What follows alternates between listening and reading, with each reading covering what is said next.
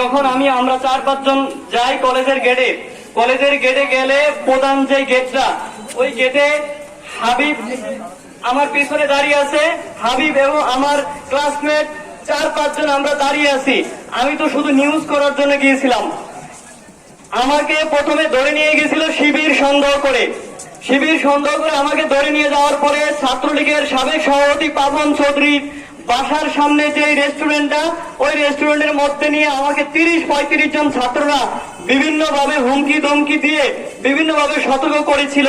তারপরে আমি আমার পরিচয় দিয়েছি যে আমি দৈনিক আজকের বলার একজন স্টাফ রিপোর্টার। ওরা বিভিন্ন ভাবে বিশ্বাস না করেও তারপরে আমাদের বিভিন্ন সাংবাদিকদের মাধ্যমে ফোন দিয়ে নিশ্চিত হয়েছে যে আমি আজকের বলার একজন স্টাফ রিপোর্টার। এরপর আমাকে ছেড়ে দিয়েছে। প্রথমে আমার ফোন নিয়ে যেতে চেয়েছিল, কিন্তু আমি আমার ফোন দেইনি এবং আমার গায়ে যখন টাচ করেছে তখন আমি বলেছি আমার গায়ে টাচ করলে বেশি ভালো হবে না। তারপরে ছাত্রলীগের বড় সরকারি কলেজের আরমান আমাকে বলছে তোর গায়ে হাত দিলে কি হবে। তারপরে সবাই রাগ করছে যে কিছু বলা দরকার নেই, আমরা ওকে আমি সাবধান করছি। ছাত্রলীগের সেক্রেটারি হেমেল ভাই আমাকে বলছে তুমি চলে যাও, তুমি এখানে যদি দাঁড়িয়ে থাকো বা নিউজ করো আমরা কিন্তু তোমার হাত পা ভেঙে দিব।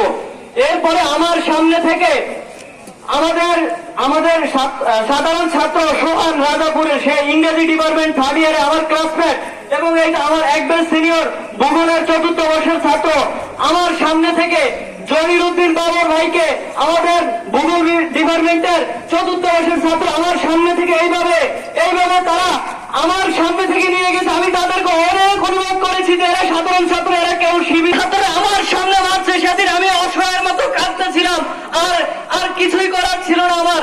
তারপরে আমার শিবপুর ইউনিয়নের কয়েকজন ছাত্রলীগের নেতা আমাকে অনুরোধ করছে ভাই আপনি এখান থেকে চলে যান, আমরা আপনাকে পিনার থেকে রক্ষা করতে পারবো না।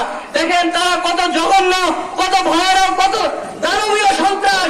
এই সন্ত্রাস কিন্তু বিএনপি পালন করে,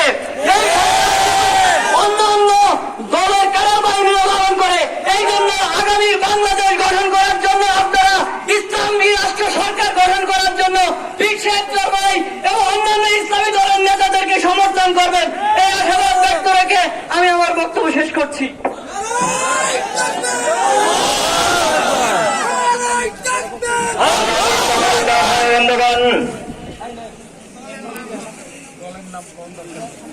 আজকের এই 9 দফা প্রস্তাবনা বাস্তবায়নে আজকের এই গণসমাবেশের পর্যায়ে এখন সংক্ষিপ্ত বক্তব্য রাখবেন